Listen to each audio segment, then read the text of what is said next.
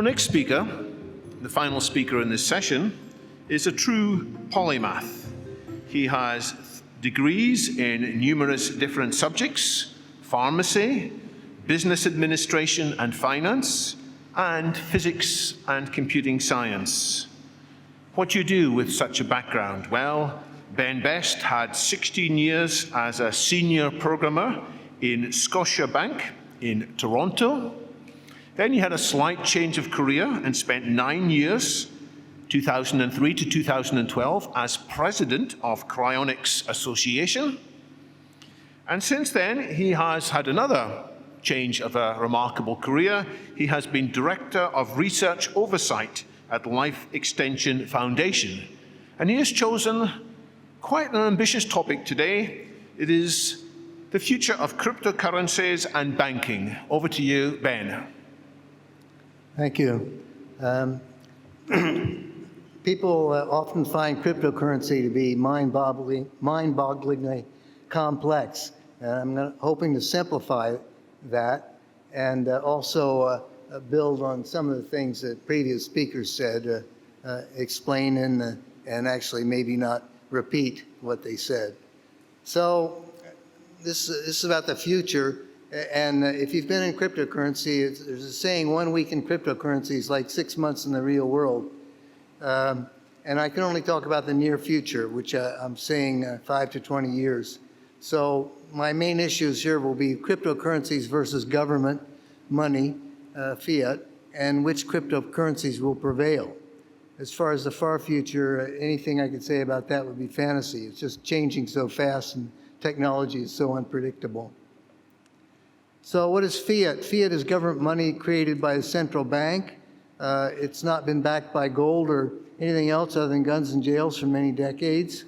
Governments have declared non-government money to be illegal and have declared government money to be legal tender. Government money is called fiat, which is Latin for "it shall be," money created by command or decree. So cryptocurrency is an encrypted digital asset that can function as a store of wealth or medium of exchange. Now, there are erroneous claims that crypto has no backing, but cryptocurrencies have value for the same reason that cash registers have value. They facilitate financial transactions. You can send cryptocurrency anywhere in the world, nearly as simple as sending an email message. Cryptocurrencies are assets, just like cash registers, and the value of any asset is determined by supply and demand. So money is becoming digital. That's the trend. Denmark has declared that there will be no paper or coins for money in that country within 15 years. 90% of fiat is digital currently. And even paper money, coins, bank checks, even credit cards are being replaced by online and smartphone payments. Cryptocurrencies are worldwide digital assets rather than nation-specific. What is the future value of US dollars? Governments have little inhibition about printing money, and some are less inhibited than others. And the federal government, the Federal Reserve System, which took over the dollar issuance in 1913, the dollars have lost 98% of the value, whereas in the 1800s, when it was backed by gold, the dollar value actually increased. So the more money the government creates, the less value the money has. So here I'm showing the recent trend of money creation by government. And right here, there was just sort of a gradual increase. And right here in 2008, the financial crisis, the mortgage financial crisis, I don't want to go into detail about why that happened, but anyway, so government, the Federal Reserve started increasing their money creation. Face this way for the mics. Started creating more, increased their rate of, and then since the pandemic, it's just skyrocketed their creation, the creation of dollars. So what about the creation of Bitcoin? It's created, it's limited by a computer program that can't be altered. The rate of creation is halved every 4 years. No more than 21 million Bitcoins can ever be created, and 88% of those have already been created. It's been called digital gold because it has protection against inflation without the storage and theft risks of gold. So, all right, we were already told about halvings earlier. I want to make a very simple analogy because people really have a hard time understanding blockchain and mining and all that stuff. So imagine a book that's being written one chapter at a time. And imagine that as that book is being written, it immediately appears on thousands of computers worldwide. Each chapter of the book, and we're calling that a block, contains many sentences, which are transactions, monetary transactions, which are added to the book to create a blockchain. So the whole book is what we're calling the blockchain, and each chapter is the block, being added chapter by chapter. So imagine a chapter containing the sentence, Alice gives Bob 1 Bitcoin. That's a transaction. So all the computers worldwide would contain a record of this transaction. And once this book chapter, the block that contains that transaction is validated by all the computers, it's added to the blockchain and can't be altered. And by this process, 1 Bitcoin is transferred from Alice to Bob. Okay, so more technical description, gloss over maybe. Anyway, transactions are collected into blocks, which are added to existing blocks to create a chain of blocks, a blockchain. And creating the blocks of transactions is called mining Bitcoin. It's just an analogy to mining gold, but it's actually, they're doing computer processing. And miners worldwide compete for a Bitcoin reward by processing transactions. And they're collected into the blockchain by a public ledger, which is identical. It's just like the book I was saying, is worldwide. They all contain these transactions. So here's a block, and block has a whole bunch of transactions in it. And the first miner that solves this cryptographic puzzle for a block will get the reward of 6.25 BTC currently. BTC is the abbreviation for Bitcoin. And so transactions are, so here are the miners, and that shows you all these miners worldwide, and they all have the same ledger, and they all have the same information. So this gets to the concept of proof of work. Proof of work, a Bitcoin miner will win the Bitcoin reward by being the first one to create a valid block that's added to the blockchain. So you've got all these miners all over the world, but only one miner at a time for each block will get the reward, will get to validate that block. And they do that by guessing, by making a lot of cryptographic guesses. And so distributing the correct hash, if they show that they've found the correct hash, this is too technical to describe in detail, they get a block reward. But proof of work requires a great deal of electricity. So some more notable Bitcoin features. It's copied on nearly 10,000 nodes worldwide. There's no single database that can be attacked or altered. And data can be secured on the blockchain. It's permanent. It becomes essentially impossible to erase after several blocks. And cryptocurrency on the blockchain can only be spent by the owner, possessor of the private key to a transaction. And anyway, but Bitcoin is slow and it's inefficient. Only one block is created every 10 minutes, and blocks are limited in size to 1 megabyte. So for these reasons, Bitcoin transactions have become very expensive. You know, up to $50 at the highest point for one transaction. So you're not going to buy a cup of coffee with a Bitcoin transaction. So as of today, these are the leading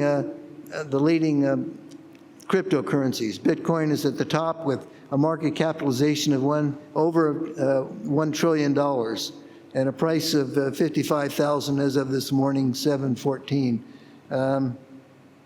The market capitalization means the number of outstanding Bitcoins times the price. So 55,000 times the number of outstanding Bitcoins gives you the market capitalization.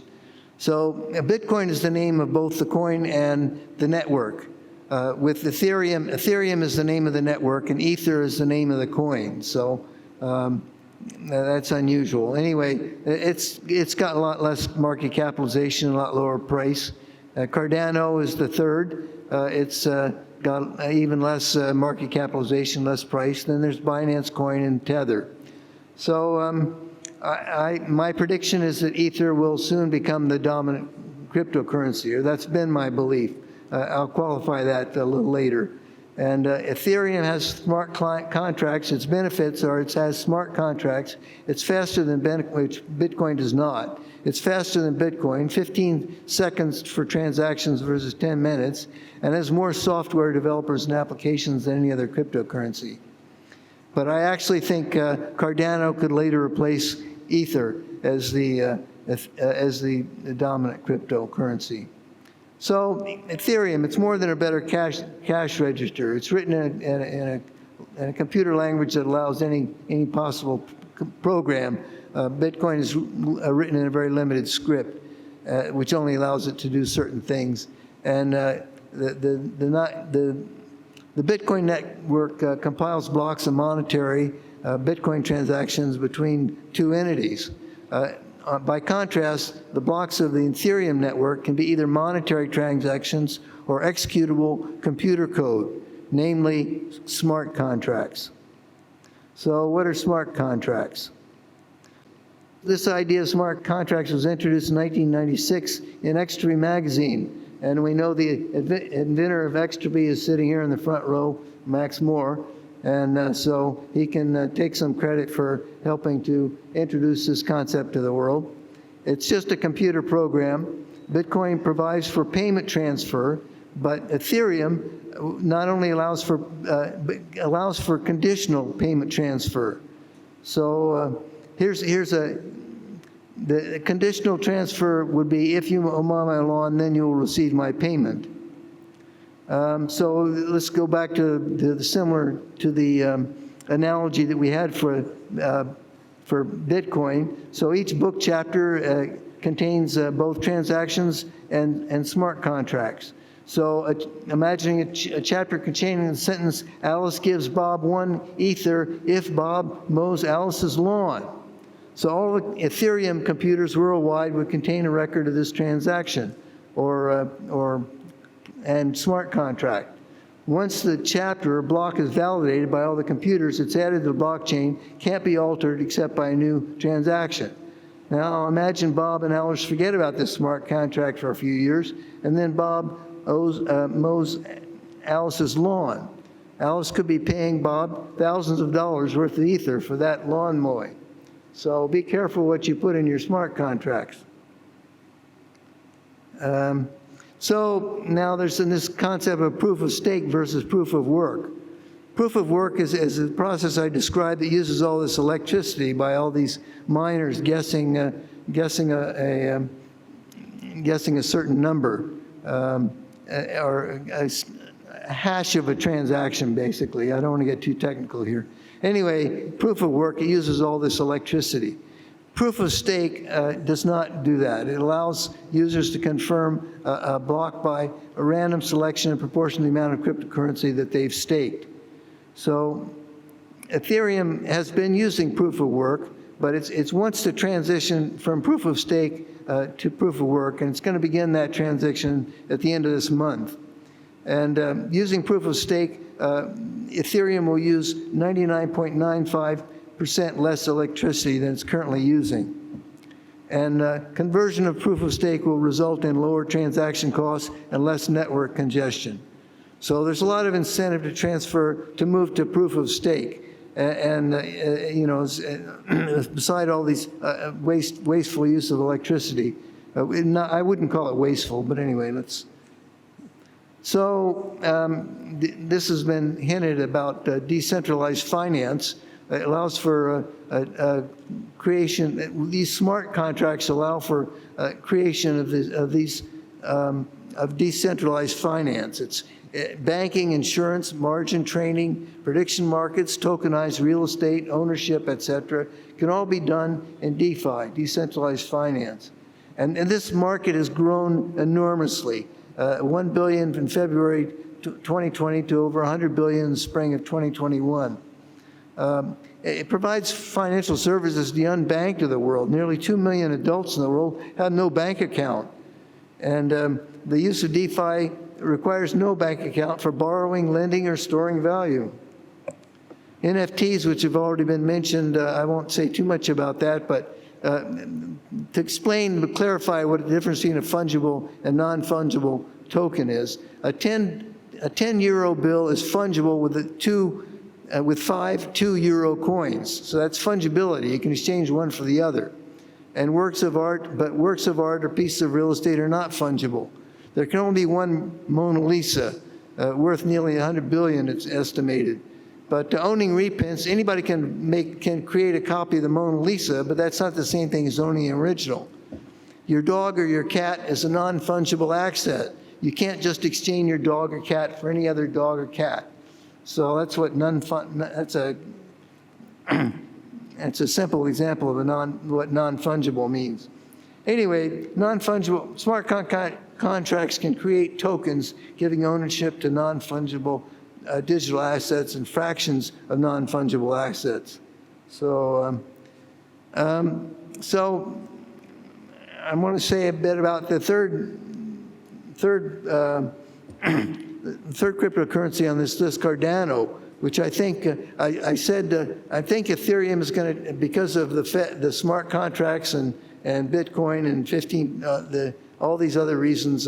I think Ethereum is going to take over from Bitcoin as the leading cryptocurrency by market cap within a few years.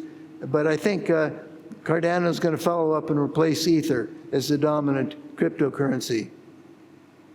So Ether's had a first mover. It's had smart contracts since 2015, which can be used for decentralized finance, DeFi, and NFTs and all that. And Cardano's has only started using smart contracts on September 12th of this year. But it's been under methodical development. It's been using proof of stake from the beginning. And whereas Ethereum is trying to convert from proof of work to proof of stake, it's just like trying to repair an ocean liner in the middle of the ocean. It's a very complex and difficult process, and it's been taking a long time. And Cardano is to have a DAO, decentralized autonomous organization, and not having DAOs, not having good governance, is a reason why the changes to Ethereum network has been so difficult, and Bitcoin has been changing Bitcoin has been even harder. So we've said enough about DAOs. I'll skip that. So these are some of the advantages of Cardano over Ethereum. Ethereum 15 to 45 transactions per second. With proof of stake and sharding, it'll get up to 100,000. But Cardano has currently hundreds, and with sharding, can get up to 2.5 million. Cardano supports communication between blockchains, whereas Ethereum has to use Polkadot and Polygon to do that. And sustainability, Cardano uses ADA for fees, and that's too technical. Anyway, so let's talk about something about Tether, so-called stable coin. It's linked to the US dollar. It's based on the assumption that fiat currencies have less volatile prices than cryptocurrencies. That's why it's called stable, because cryptocurrencies prices can vary quite a lot, but usually in the up direction. Anyway, it exists on several blockchains. It has Tether has 10 times the market capitalization of the next largest stable coin, the USD coin.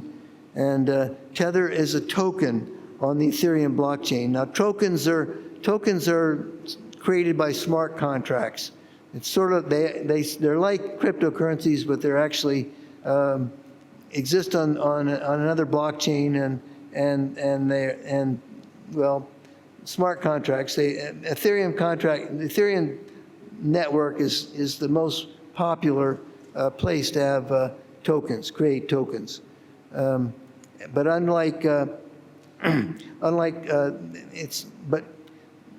this token, unlike cryptocurrencies, are very decentralized, as has been described.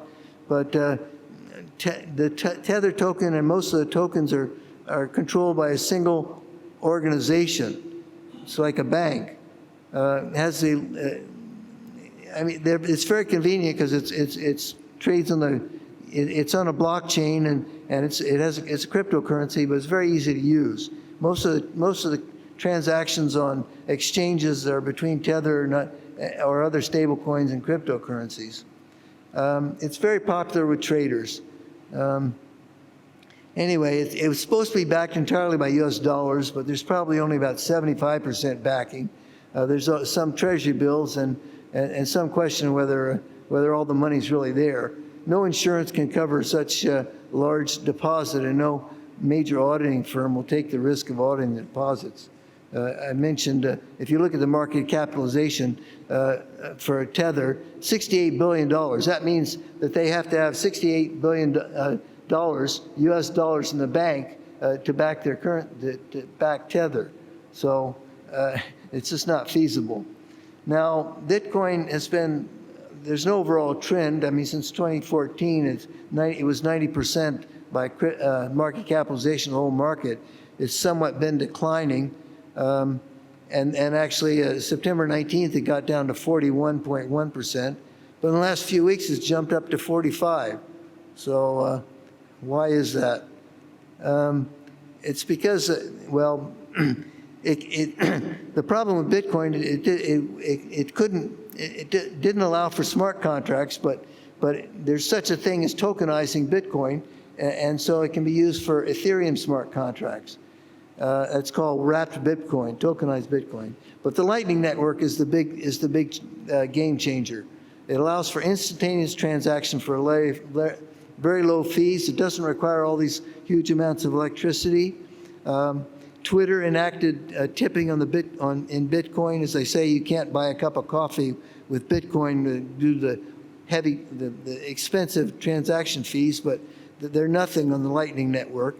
And in June of this year, El Salvador government declared Bitcoin to be legal tender in that country, effective this September. And 1/4 of the GDP of that country is remittances, mainly from El Salvadorians working in the United States and sending their earnings back to the country. And so Bitcoin uses, in El Salvador, is using the Lightning Network. So what's a world reserve currency? It's the currency most widely used for transactions. It used to be gold. Anyway,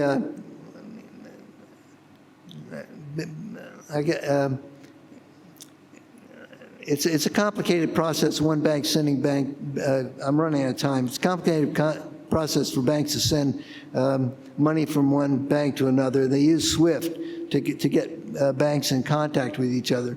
SWIFT is a site for worldwide interbank financial communications. It links over 11,000 financial institutions, mainly banks, and the transactions often take 10%, many days, with up to 10% of the amount sent, which is why the Lightning Network is much more efficient.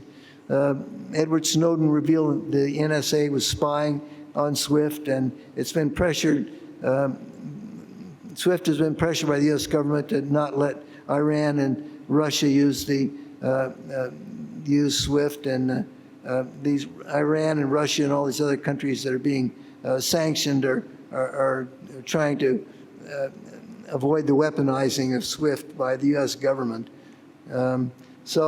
Anyway, U.S. dollars as a reserve world currency is losing its dominance.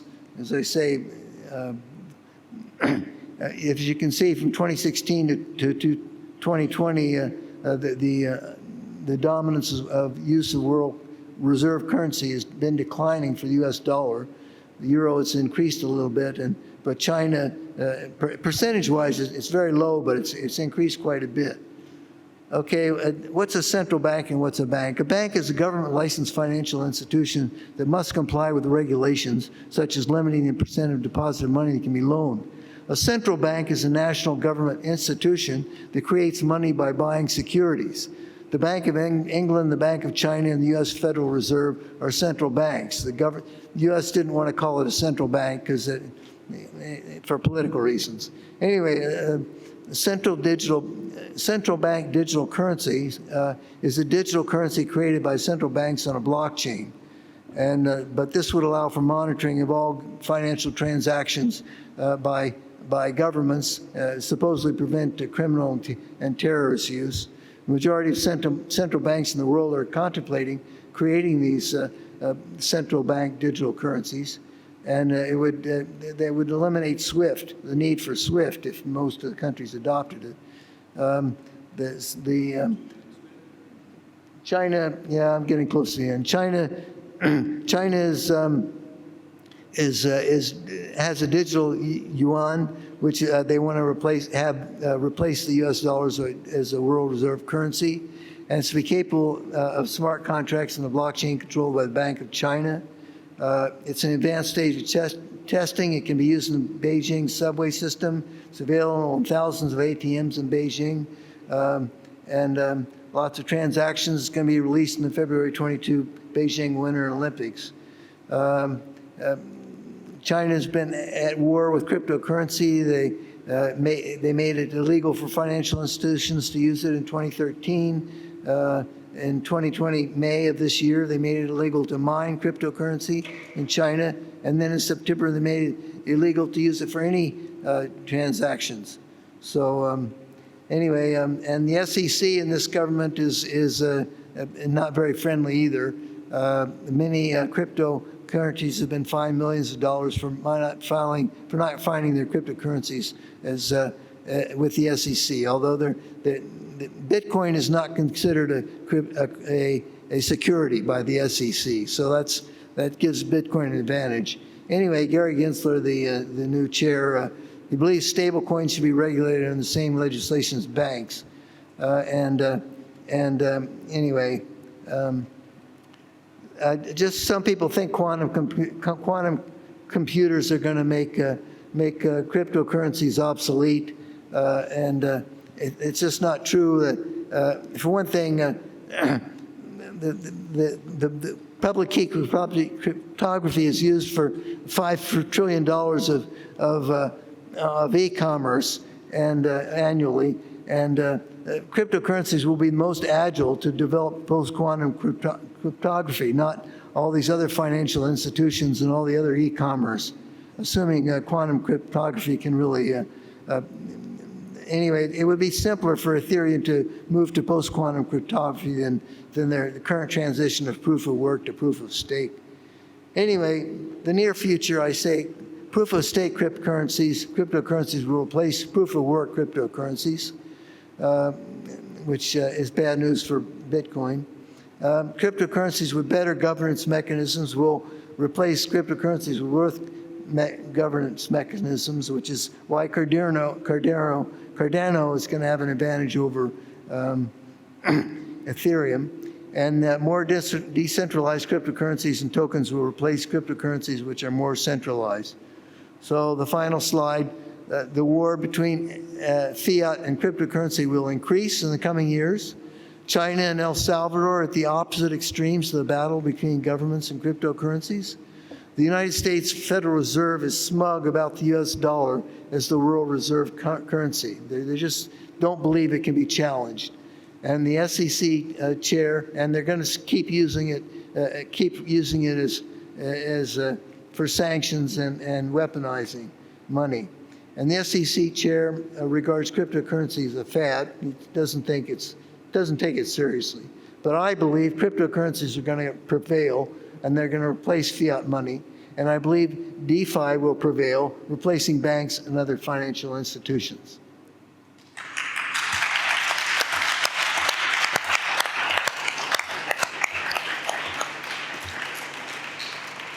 That was a remarkably clear and level analysis of many topics, Ben. I predict that many people will be watching the replay of this when they get back home to get more knowledge from it. There was so much in that. You said at the end that you think decentralized finance is going to be more and more dominant.